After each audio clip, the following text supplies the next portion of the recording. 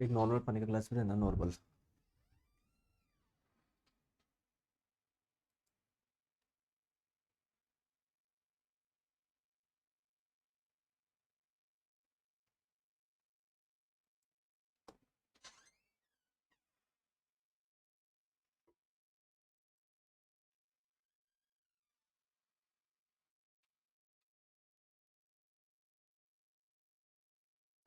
Hello friends, welcome to Science Magnet. दोस्तों कैसे हैं आप लोग सभी? आई होप सभी अच्छे हैं, शानदार हैं, जानदार हैं। नर्वस सिस्टम का पार्ट नंबर 4 हम लोग शुरू करने जा रहे हैं। आई होप आप लोगों ने अभी तक तीनों क्लास देख ली होगी और आज अपना ये नर्वस सिस्टम पूरा हो जाएगा। लगभग मतलब आधे घंटे में आप लोगों का पूरा हो जाएगा, ज्यादा समय नहीं लगेगा। देखिए दोस्तों, क्या न्यूरॉन के बारे में मैंने आप लोगों को बताया था? याद है? न्यूरॉन न्यूरॉन बेसिकली एक प्रकार की कोशिका है और ये हमारी बॉडी में पाई जाने वाली सबसे लंबी कोशिका है। देख रहे हो, न्यूरॉन ऐसी होती है। चलिए दोस्तों बताइए, ये इस वाले पार्ट को क्या बोलेंगे? देखते हैं। याद है? सब भूल गए? मेरे को लगता है सब भूल गए, आप रिवाइज नहीं करते हो। इस वाले पार्ट को क्या बोलते हैं? ये है सेल बॉडी यानी कोशिका काय। इससे ये जो शाखाएं निकल रही है इसे आप लोग क्या बोलेंगे? डेंड्राइट, हिंदी में द्रुमिकाएं भी बोलेंगे। और दोस्तों जो ये अंदर वाला पार्ट है इसे बोलेंगे एक्सॉन यानी तंत्रिकाक्ष। ये इसके ऊपर ये जो लग रहा है ये क्या है? मैलिन शीथ। आ गई बात समझ में? और मेरे प्यारे दोस्तों इसे आप लोग क्या बोलोगे? ये एक्सॉन के बिल्कुल एंड्स हैं, तंत्रिकाक्ष के किनारे हैं। इसे एक्सॉन टर्मिनल भी बोलते हैं। दोस्तों दो मेलिन शीथ के बीच का जो गैप है इसे बोलते हैं नोड्स ऑफ रेनिवियर, रेनिवियर के नोड। दोस्तों मैंने आपको बताया था कि इस न्यूरॉन में जो मैसेज पास होता है वो कैसे होता है? एक इलेक्ट्रिक इंपल्स के रूप में। ऐसा लगता है जैसे करंट फ्लो हो रही है। आ गई बात समझ में? एक न्यूरॉन से जब दूसरा न्यूरॉन क्या डायरेक्टली कनेक्टेड होता है क्या? जैसे ये एक न्यूरॉन के एंड आ गए, दूसरे न्यूरॉन के जो डेंड्राइट्स होंगे और इस न्यूरॉन के जो किनारे होंगे, क्या इनके बीच में कुछ गैप होगा क्या? दोस्तों इस गैप को क्या बोलते हैं? कौन मुझे बताएगा? इस गैप को बोलते हैं साइनेप्स। यहां पर मैंने एक चीज बताई थी आपको। क्या बताई थी? कि देखिए दोस्तों, ये जो इलेक्ट्रिक मैसेज जा रहा है इसके किनारों पर क्या होता है? इलेक्ट्रिक मैसेज किस में कन्वर्ट हो जाता है? कुछ केमिकल्स में, कुछ रसायन में। और फिर वो केमिकल अगले न्यूरॉन के डेंड्राइट में जाते हैं। फिर वहां पर वापस वो क्या बन जाता है? इलेक्ट्रिक सिग्नल में कन्वर्ट हो जाते हैं। दिखाऊं मैं आप लोगों को कि कैसे इस किनारे से केमिकल्स बन के दूसरे न्यूरॉन पे जाते हैं? दिखाऊं क्या? चलो दोस्तों देखो, ये ऐसे जैसे ये एक न्यूरॉन का मान लो ये एंड है, किनारा है, ये दूसरा न्यूरॉन है मान लो एक। तो ऐसे केमिकल जाते हैं और जैसे ही दोस्तों केमिकल जाते हैं फिर यहां पर आप लोगों के इलेक्ट्रिक मैसेज जनरेट हो जाते हैं ना, ऐसे आपके केमिकल टाइप के कुछ जाते हैं। चलिए तो दोस्तों आ जाओ। न्यूरॉन के ये मैंने आप लोगों को पार्ट बताया था। आई होप आप लोगों को याद होगा। याद है या नहीं है? कुछ भी अलग नहीं है, ठीक है। दोस्तों एक चीज आप लोग ध्यान से समझना, ये जो येलो वाला जो पार्ट है इसे आपने बोला था मैलिन शीथ। क्या बोला था? लिख देता हूं। मैलिन, ये जो येलो वाला पार्ट है इसको क्या बोला था आपने? मैलिन शीथ। अभी मैं आप लोगों को एक एक पार्ट के बारे में लिखवाऊंगा, टेंशन मत लीजिए। दोस्तों ध्यान रखिएगा, अगर आप लोगों से एग्जाम में पूछा जाए कि न्यूरॉन की लंबाई क्या होती है, दोस्तों देखो न्यूरॉन हमारे बॉडी की सबसे लंबी कोशिका है, इसमें कोई डाउट नहीं है। लेकिन जितने भी न्यूरॉन्स होते हैं उन सभी की लंबाई एक जैसी नहीं होती। किसी की सेंटीमीटर में होती है ना, किसी की मान लो 10 सेंटीमीटर, किसी की 15 सेंटीमीटर, किसी की 20 सेंटीमीटर। तो अगर आप लोगों से पूछा जाए कि किसी न्यूरॉन की लंबाई मैक्सिमम कितनी हो सकती है? सर बायो का पीडीएफ नहीं खुल रहा है, अभी सब मैं बता दूंगा लास्ट में, टेंशन मत लो, सारी प्रॉब्लम दूर हो जाएगी। जो भी नॉर्मल वगैरह प्रॉब्लम है आप इधर ध्यान दे लो ना, पढ़ने पे ध्यान दो। ये छोटी मोटी प्रॉब्लम मैं करा दूंगा यार, आप प्लीज, है ना। एक बच्चा बोल रहा कल की पीडीएफ नहीं खुल रही, कोई बात नहीं, है ना, सब खुल जाएगी, है ना। अभी तक आज जितनी भी खुली आज तक ये भी खुलेगी। अभी प्लीज अपना ध्यान आप लोग समझने में दीजिए। दोस्तों अगर आप लोगों से एग्जाम में पूछा जाए कि किसी न्यूरॉन की लंबाई अधिकतम कितनी हो सकती है, दोस्तों न्यूरॉन की जो लंबाई है वो कितनी हो सकती है? 1 मीटर तक हो सकती है ना, अधिकतम। हालांकि कुछ न्यूरॉन होते हैं, किसी की लंबाई 20 सेंटीमीटर, किसी की 40 सेंटीमीटर, किसी की 50 सेंटीमीटर। तो अगर बात करी जाए कि न्यूरॉन की अधिकतम लंबाई कितनी हो सकती है, 1 मीटर, या जिसे बोले 100 सेंटीमीटर। दूसरी महत्वपूर्ण बात ध्यान से समझो दोस्तों, ये जो मेलिन शीट है ना, ये विशेष प्रकार की कोशिकाओं से बना होता है ना। ये जो स्पेशल पार्ट है ये भी कुछ विशेष प्रकार की कोशिकाओं से बना होता है। तो अगर आप लोगों से पूछा जाए मेलिन शीट जिन कोशिकाओं से मिलकर बना होता है उसका नाम क्या है, तो ये जो मेलिन शीट है, ये जिसे माइलिन आवरण भी आप लोग बोल सकते हैं, ये श्वान सेल से मिलकर बना होता है, इन कोशिकाओं का नाम है। क्लियर है बात, आगे समझ में कोई परेशानी, कोई दिक्कत? ठीक है। अब दोस्तों एक एक के काम बता दूं, आपको सबको याद होगा। चलो दोस्तों मुझे बताओ डेंड्राइट के काम क्या है। डेंड्राइट दोस्तों एनसीईआरटी में इसकी हिंदी डेंड्राइट ही लिखी हुई है, ध्यान रखिए। फिर भी दोस्तों मैं आप लोगों को बता देता हूं, इसे हम लोग हिंदी में अरे ध्रुव कैसे लिखते हैं, द्रुमिका, है ना, द्रुमिका के नाम से भी जानते हैं, द्रुमिका के नाम से भी जानते हैं। हालांकि एनसीईआरटी में इसकी हिंदी डेंड्राइट ही लिखी हुई है। तो डेंड्राइट्स के काम क्या है, पिछले वाले न्यूरॉन से मैसेज रिसीव करना। दोस्तों ध्यान रखिएगा, जो ये वाला पार्ट है इसमें क्या होता है, कोशिका का न्यूक्लियस यानी केंद्रक होता है, इसीलिए हम लोग इसे सेल बॉडी यानी कोशिका काय के नाम से जानते हैं। इसका क्या मैंने एक नाम और बताया था क्या जी गुरुजी, आपने इसको सोमा के नाम से भी बताया था। दोस्तों ध्यान रखिएगा, फिर ये जो ये वाला पार्ट है इसे आप लोग क्या बोलोगे, एक्सॉन तंत्रिका अक्ष। मैसेज ऐसे होते हुए आगे जाता है, कहां तक, एक्सॉन टर्मिनल तक जाता है। चलिए दोस्तों एक एक पार्ट के बारे में समझ लेते हैं। बताओ कोशिका काय में क्या होता है सर, इसी में न्यूक्लियस होता है, इसी में साइटोप्लाज्म होता है, कोशिका द्रव्य होता है। बहुत बढ़िया। दोस्तों बताओ डेंड्राइट क्या होता है, ये जो कोशिका काय से जो ऐसे शाखाएं निकल रही है ना, और इन शाखाओं का काम क्या होता है, जो दूसरे न्यूरॉन होते हैं या पिछले न्यूरॉन होते हैं उनसे संदेश प्राप्त करना।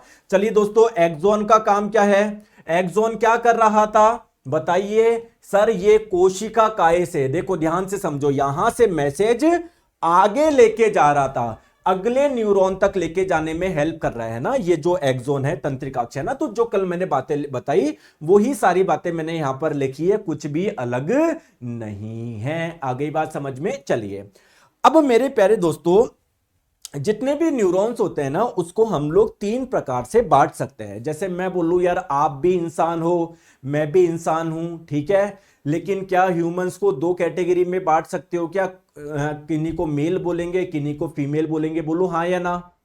ठीक है। सिमिलरली दोस्तों न्यूरॉन्स को भी हम लोग 3 कैटेगरी में बांट सकते हैं। सर कैसी कैटेगरी, देखो मेरी बात को ध्यान से समझो। दोस्तों आप लोग मुझे बताएंगे, आपका हाथ है ना किसी गर्म जगह लग गया है ना, वही एक एग्जांपल, क्या पहले जो मैसेज होंगे वो आपके ब्रेन और स्पाइनल कॉर्ड तक आएंगे क्या? दोस्तों ये मैसेज जिन न्यूरॉन्स के माध्यम से आ रहे हैं, या वो न्यूरॉन जो इस चीज को सेंस कर रहे हैं कि यार कहीं पर गर्म है या कहीं पर खतरा है, ऐसे न्यूरॉन्स को हम लोग बोल देंगे सेंसरी न्यूरॉन्स। आ गई बात समझ में? हाँ बेटा रूबी जी हो जाएगा, क्लियर है। दूसरी बात दोस्तों, क्या आप लोग चाहते हैं क्या आपके ब्रेन और स्पाइनल कॉर्ड से मैसेज जाए हाथ हटाने के लिए? दोस्तों जो न्यूरॉन्स मैसेज लेकर आ रहे हैं कि भैया हाथ हटाना है, उन्हें आप लोग बोलेंगे मोटर न्यूरॉन। आई थिंक दोस्तों मैंने बताया था क्या, बताओ।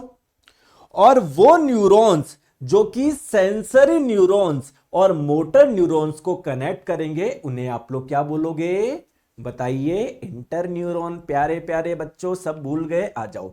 तो मैं आपको बोल रहा हूं न्यूरॉन्स आपके 3 टाइप के होते हैं। सेंसरी न्यूरॉन्स जिसे हिंदी में संवेदी न्यूरॉन बोलते हैं, एक होता है दोस्तों इंटर न्यूरॉन, और एक होता है मोटर न्यूरॉन। फिर से बता देता हूं, सेंसरी न्यूरॉन्स उन न्यूरॉन्स को बोलोगे जो कि सेंस कर रहे हैं, मोटर न्यूरॉन उन न्यूरॉन्स को बोलोगे जो कि ब्रेन से और स्पाइनल कॉर्ड से मैसेज लेकर आ रहे हैं, और सेंसरी न्यूरॉन्स और मोटर न्यूरॉन्स को कनेक्ट करने वाले न्यूरॉन्स को बोलेंगे इंटर न्यूरॉन। परेशान मत हो, मैं आप लोगों को लिखवा देता हूं, ठीक है, तीनों के बारे में। सबसे पहले सेंसरी न्यूरॉन्स किसको बोलेंगे? जो कि किसी अंग से हमारे ब्रेन और स्पाइनल कॉर्ड तक मैसेज लेकर आ रहे हैं। तो ये they carry signals from sense organs to brain और स्पाइनल कॉर्ड, है ना। आ गई बात समझ में? अब दोस्तों मान लो ब्रेन को कोई मैसेज भेजना है कि मसल्स तक, मांसपेशियों तक, कि भैया हटो वहां से, या ब्रेन को किसी ग्रंथि तक मैसेज भेजना है कि ये एंजाइम रिलीज करो या ये हार्मोन रिलीज करो, तो वो उन न्यूरॉन्स को क्या बोलेंगे हम लोग? Motor neuron. तो दोस्तों मस्तिष्क या मेरुरज्जु से किसी मसल्स तक या किसी और ऑर्गन तक जो मैसेज जाता है वो जो न्यूरॉन्स के माध्यम से जाता है उसे आप लोग बोलेंगे मोटर न्यूरॉन। क्लियर है? आ गई बात समझ में? चलिए, इंटर न्यूरॉन किसको बोलते हैं? जो इन दोनों को जोड़ते हैं। सिंपल सी बात है, ठीक है। आ जाओ। अब हमारा दोस्तों नर्वस सिस्टम, तंत्रिका तंत्र पूरा खत्म हो गया है।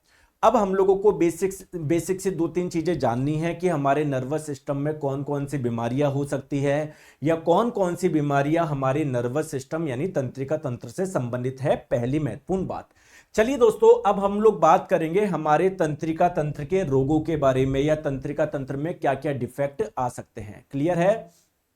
क्लियर है? क्लियर है? ठीक है। गुरुजी, दो न्यूरॉन के बीच में गैप रखना जरूरी है क्या? डायरेक्टली कनेक्टेड क्यों नहीं है? अब दोस्तों ये तो ईश्वर ने बनाया है इस प्रकार से, है ना, कोई मैंने तो जाके बोला नहीं है कि भैया ऐसे करो। क्लियर है? चलिए आइए बात करते हैं हम लोग डिजीज की। सबसे पहले हम लोग बात करेंगे दोस्तों अल्जाइमर डिजीज यानी अल्जाइमर रोग। इस रोग के बारे में आपने सुना है क्या? सुना है क्या? और बताइए इस रोग में क्या होता है और इस रोग का कारण क्या है। दोस्तों आपको पता है ब्रेन जिन कोशिकाओं से मिलकर बना है उनका नाम है न्यूरॉन। दोस्तों अच्छा, आपने एक कॉन्सेप्ट सुना है क्या? Concept of use and disuse. Concept of use and disuse, इसका मतलब यह है कि जिस अंग का यूज आप लोग ज्यादा करोगे वो उतना ही ज्यादा डेवलप होता रहेगा और जिन अंग का यूज आप लोग कम करोगे वो उतने ही ज्यादा उनकी क्षमता कम होती रहेगी।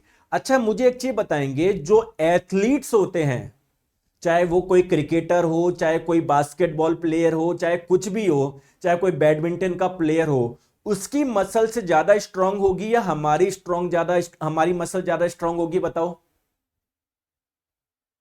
बताओ। सर उसकी मसल्स। बहुत बढ़िया। दोस्तों कोई साइंटिस्ट का ब्रेन ज्यादा डेवलप होगा या दोस्तों एक नॉर्मली व्यक्ति का, क्योंकि वो दिन भर यूज कर रहा है वो? बहुत बढ़िया। अब क्वेश्चन ये आता है कि सर जो व्यक्ति अल्कोहल पी रहा है उसका लीवर बढ़िया रहेगा या नॉर्मल आदमी का? अब आप लोग बोलोगे कि सर जो व्यक्ति अल्कोहल पी रहा है उसका लीवर को ज्यादा काम करना पड़ेगा क्योंकि वो जो भी अल्कोहल आ रहा है उसको डिटॉक्सिफिकेशन का कार्य करेगा, तो सर उसका ज्यादा डेवलप होगा। अरे भैया आपका लीवर उस चीज के लिए थोड़ी बना है।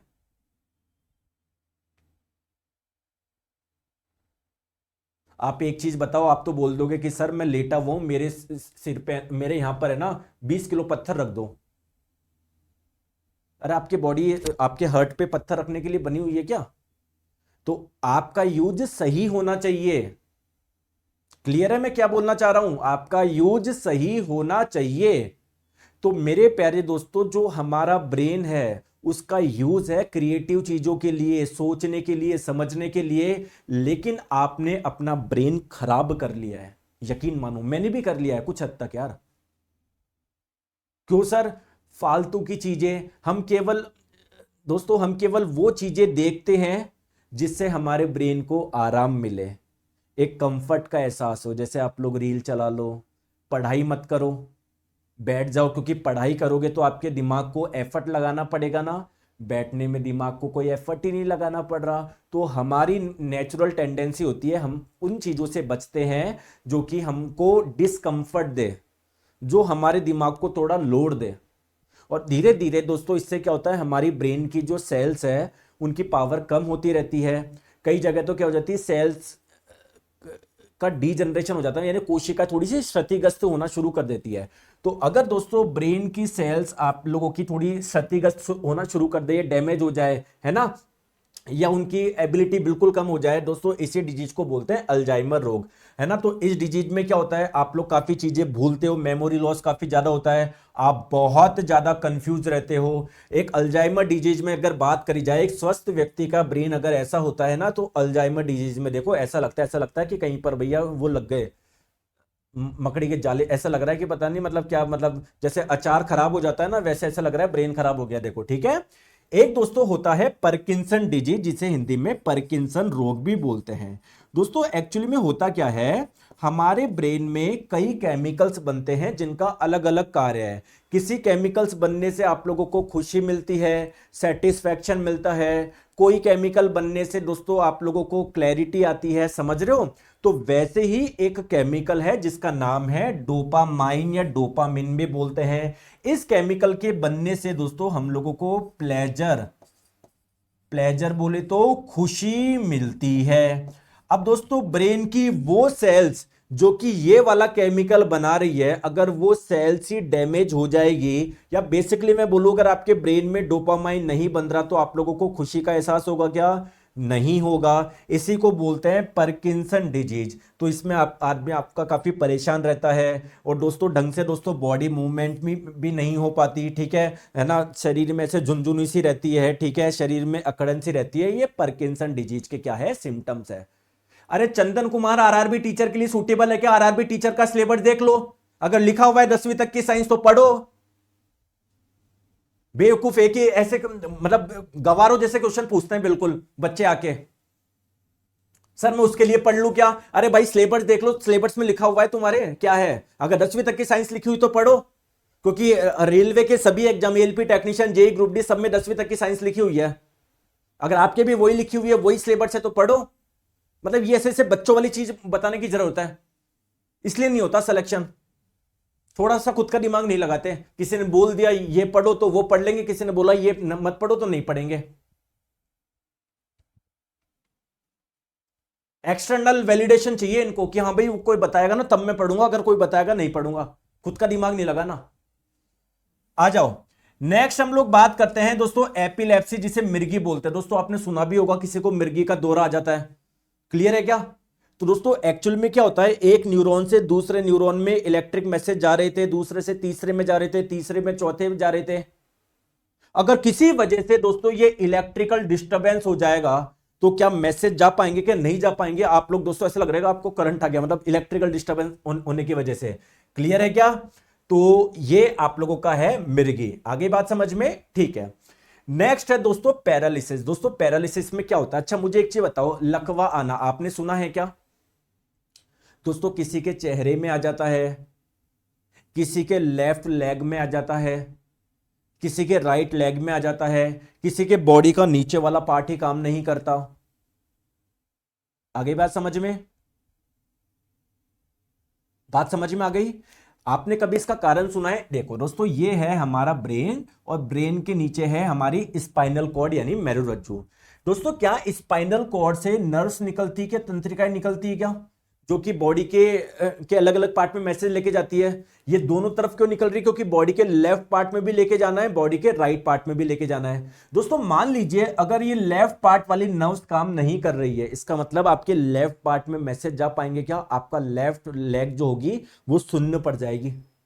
उसको बोलते हैं लकवा आ जाना, उसमें कोई मूवमेंट नहीं होना। दोस्तों अगर आपके राइट साइड वाली जो नर्व्स होगी, जो तंत्रिका होगी, अगर ये काम नहीं करेगी तो क्या आपके राइट साइड में, बताओ, मैसेज जा पाएगा क्या राइट लेग में? नहीं जा पाएगा। आपके राइट साइड वाला वो हो जाएगा। या मान लो कोई पर्टिकुलर नर्व काम नहीं कर रही, मान लो ये एक नर्व है जो आपके पैर के निचले पार्ट तक मैसेज लेके जाती है। अगर मान लो इस वाली नर्व में कोई दिक्कत हो जाए तो पैर के निचले वाले पार्ट में मैसेज नहीं जाएंगे, वो शून्य पड़ जाएगा। आगे बात समझ में? दोस्तों ब्रेन से भी नर्व्स निकलती है। मान लो एक कोई ऐसी नर्व्स है जो आपके चेहरे में आती है, अगर मान लो वो नर्व्स काम ही नहीं कर रही तो आपके चेहरे में मैसेज ही नहीं आ रहा, आपका चेहरा शून्य पड़ जाएगा। आगे बात समझ में? तो ध्यान रखिएगा दोस्तों पैरालिसिस बेसिकली क्या है, इसमें होता क्या है, हमारी मसल्स पे कंट्रोल खो देना। हो सकता है चेहरे की मसल्स पे कंट्रोल नहीं रहा, आपकी इच्छा के अनुसार इसमें मूवमेंट नहीं हो पा रहा, या पैर के मसल्स में कंट्रोल आपने खो दिया, आपकी इच्छा के अनुसार उसमें मूवमेंट नहीं करवा पा रहे। और दोस्तों ये सारे रोग है ना, जिस दिन हो गए ना किसी व्यक्ति को, जिंदगी बर्बाद है। आपने देखा होगा, कभी किसी को देखा है किसी के पैरालिसिस हो गया, बस वो बैठा है वो ऐसा। इसलिए बोलता हूं शरीर पे ध्यान दे लो। बस रोते रहते हो, सर मैं क्या करूं, दिन भर इंस्टाग्राम रील देखते रहते हो, इससे यही होगा। आप मानो या ना मानो, बातें कड़वी है, एक दिन दोस्तों आपको ये बीमारी कोई ना कोई देखने को मिलेगी। अगर जिंदगी अगर ये कर रहे हो ना तुम, आज नहीं तो कल देखने को मिलेगी। या डिप्रेशन का शिकार तो हो गए 100%। दिमाग ही आपने खराब कर रखा है। इसमें आपकी क्या, भगवान ने जिस चीज के लिए दिमाग दिया वो कर ही नहीं रहे आप, बैठ के बस ये चला रहे हो। आ गई बात समझ में? तो मैं आपको बस ये बोलता हूं दोस्तों, थोड़ा मेडिटेशन करो, इन चीजों से हटो। ये रील्स यूट्यूब शॉर्ट्स वगैरह छोड़ो। हाँ, इन्फॉर्मेटिव अगर कोई वीडियो देख रहे हो बहुत अच्छी बात है, कोई पढ़ाई कर रहे हो बहुत अच्छी बात है, शानदार यूज है। लेकिन आप बैठ के मान लीजिए कोई व्यक्ति पॉर्न देख रहा है, कोई व्यक्ति मान लीजिए देख के ऐसे से 1-1 मिनट की रील देख रहा है, अपने आप को एडिट कर रहा है, तो आप अपने दिमाग की पावर खत्म करते जा रहे हो। ये क्लियर है? आ जाओ, अब बात करते हैं दोस्तों। नेक्स्ट है मेनिंजाइटिस। दोस्तों मेनिंजाइटिस क्या होता है, मैंने आप लोगों को बताया था, हमारे ब्रेन के ऊपर एक मेम्ब्रेन होती है, एक झिल्ली होती है, जो कि ब्रेन को प्रोटेक्शन देती है। देती है। क्या इसका कारण है? मतलब उसका नाम क्या था? मेनिंजिस। दोस्तों अगर इस मेनिंजिस में सूजन आ जाए तो इसी समस्या को बोलते हैं मेनिंजाइटिस। आपके मन में क्वेश्चन आएगा कि सर ये सूजन किस वजह से हो जाता है? दोस्तों मान लीजिए आपकी बॉडी में कोई बैक्टीरिया आ गया या वायरस आ गया जो कि ब्रेन की मेनिंजिस पे जाके अटैक कर दिया, तो दोस्तों फिर आपकी मेनिंजिस में सूजन आ जाएगी और इसी डिजीज को बोलते हैं मेनिंजाइटिस। आगे बात समझ में क्लियर है? चलिए नेक्स्ट बात करते हैं स्ट्रोक। दोस्तों आप लोग मुझे बताएं, क्या आपने हार्ट स्ट्रोक का नाम सुना है? दोस्तों स्ट्रोक का मतलब है किसी ऑर्गन में ब्लड फ्लो नहीं हो पाना या ब्लड अटक जाना। हार्ट स्ट्रोक भी हो सकता है, आपके हार्ट को भी तो ब्लड की जरूरत है। ठीक है। तो अगर दोस्तों आपके ब्रेन में भी ब्लड जाता है, तो अगर आप लोगों के मतलब मान लीजिए ब्लड फ्लो में ब्लॉकेज हो गया, ठीक है, तो उसको बोलते हैं ब्रेन में स्ट्रोक आ गया। या ब्रेन में मान लो कहीं पर ब्लड एक जगह इकट्ठा रह गया, तो उसको बोलते हैं ब्रेन स्ट्रोक। ठीक है। इसमें दोस्तों व्यक्ति की डेथ भी हो सकती है, मतलब बहुत वो है। आगे बात समझ में क्लियर है दोस्तों? ये कुछ कॉमन डिसऑर्डर है। अब दोस्तों एक टेस्ट की बात करते हैं, है ना, एग्जाम में पूछा जा सकता है। जैसे पूछा जाता है ईसीजी, ये टेस्ट कौन से ऑर्गन से रिलेटेड है? आप क्या बोलेंगे? आप क्या बोलेंगे? हार्ट से रिलेटेड है। अगर एग्जाम में पूछा जाए ईईजी, ये फुल फॉर्म नहीं देता, कई बार पूछ लेता है कि ईईजी इस टेस्ट की फुल फॉर्म बताओ, या कई बार पूछ लेता है ईईजी ये जो टेस्ट है किससे रिलेटेड है? दोस्तों ये जो टेस्ट है वो ब्रेन की फंक्शनिंग को टेस्ट करने से रिलेटेड होता है कि आपका ब्रेन ढंग से काम कर रहा है या नहीं कर रहा। ईईजी का फुल फॉर्म होता है इलेक्ट्रोएन्सेफेलोग्राम। ठीक है, फुल फॉर्म भी ध्यान रखिएगा। और आप लोग ये ध्यान रखिएगा इसका कार्य क्या होता है, कार्य क्या होता है? ब्रेन को टेस्ट करना। अब दोस्तों इसमें होता क्या है, दोस्तों ध्यान से समझो। आपको एक कैप जैसा पहनाया जाता है ना, आपको एक कैप, कैप तो क्या मैं बोलूं, जैसे दोस्तों आपने देखा होगा कोई व्यक्ति जब हेलमेट पहनता है तो आजकल अलग है वो कपड़ा टाइप का कुछ आ गया है ना। या कभी आप क्रिकेट खेलने जाते हो धूप में, आप क्या करते हो, अपना जो हैंकी होता है उसको बांध लेते हो सिर पे, तो ऐसे कपड़ा जैसा ऐसा कवरिंग पहनाई जाती है हेलमेट जैसा। और उसके अंदर दोस्तों ये क्या लगे होते हैं, इलेक्ट्रोड्स लगे होते हैं। बेसिकली ये चेक करते हैं कि आपके ब्रेन के न्यूरॉन्स में इलेक्ट्रिक सिग्नल एक से दूसरे में जा रहे नहीं जा रहे, प्रॉपर ऐसे चेक करते हैं। क्लियर है क्या? तो ये बेसिकली क्या करते हैं, आपके ब्रेन की इलेक्ट्रिकल एक्टिविटी चेक करते हैं। इलेक्ट्रिकल एक्टिविटी का मतलब क्या है, एक न्यूरॉन से दूसरे में जो मैसेज जा रहे हैं वो किस दर से जा रहे हैं, ढंग से जा रहे हैं नहीं जा रहे। तो बस आप तो नाम याद रखना इस टेस्ट का। और दोस्तों इसी के साथ में ये आप लोगों का पूरा चैप्टर कंप्लीट हुआ, नर्वस सिस्टम यानी तंत्रिका तंत्र। अगर आपको कोई डाउट हो इस चैप्टर से रिलेटेड या अभी तक जितने भी चैप्टर हमने पढ़े हैं उससे रिलेटेड, तो आप मुझसे पूछ सकते हैं।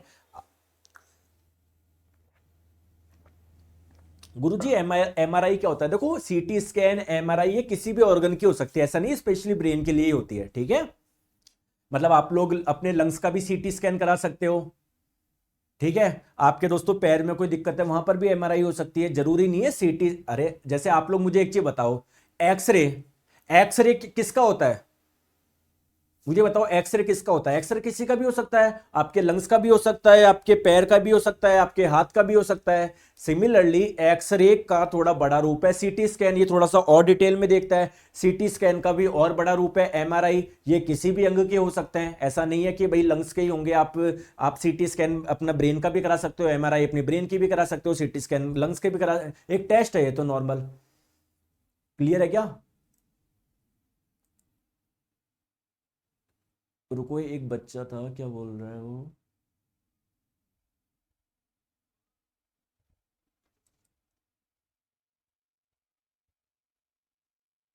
गुरुजी ये मेरी पहली क्लास है, हम विज्ञान में कुछ नहीं जानते, इसके अलावा कुछ पढ़ना है क्या? दोस्तों ना ही कुछ पढ़ना है, ना ही कोई बुक परचेज करनी है, ना ही कुछ परचेज करना है। आपको बस ये पढ़ना है। ग्रुप डी दे रहे हो, मैं गारंटी देता हूँ 25 में से 25, टेक्नीशियन में 40 में से 40, और दोस्तों एएलपी में 20 में से 20, आरआरबी जेई में से 30 में से 30।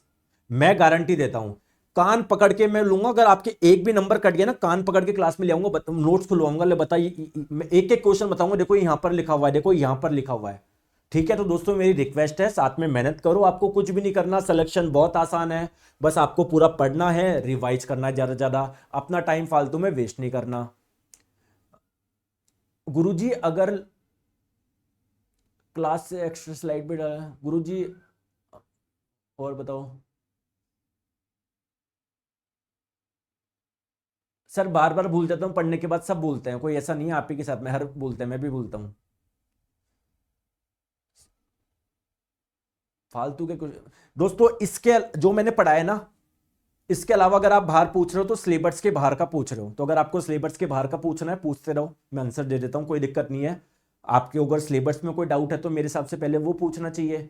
इसके अलावा आप जो भी पूछ रहे हो ना, कोमा क्या होता है, वो सारे सिलेबस के बाहर की चीज है। अगर आपको चाहिए कि सर जब जब मैं डाउट के लिए बोलूं, यार एक चीज मुझे बताओ, जब मैं आपको पूछ रहा हूँ कोई डाउट हो तो पूछो, तो पहले जो सिलेबस में वो पूछो ना, सर कोमा क्या होता है, मेरे को लड़की को देख के सर अच्छा लगता है, कैसे कैसे क्वेश्चन पूछ रहे हो? ये तो तुम्हारा क्या डाउट बता।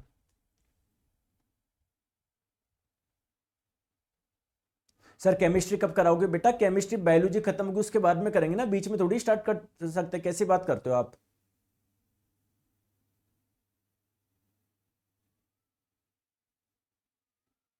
सर सीरम बता दीजिए, सीरम क्या होता है, मैंने तो पहली बार सुना है, सीमन तो नहीं बोल रहे? गुरुजी साइकेट्रिस्ट की तैयारी भी आप करवाते होगे? नहीं बेटा।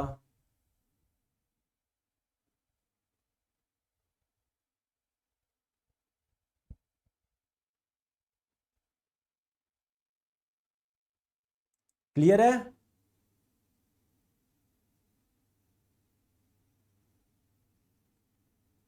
चलो बेटा, है ना, कल मिलते हैं नेक्स्ट क्लास में, ठीक है?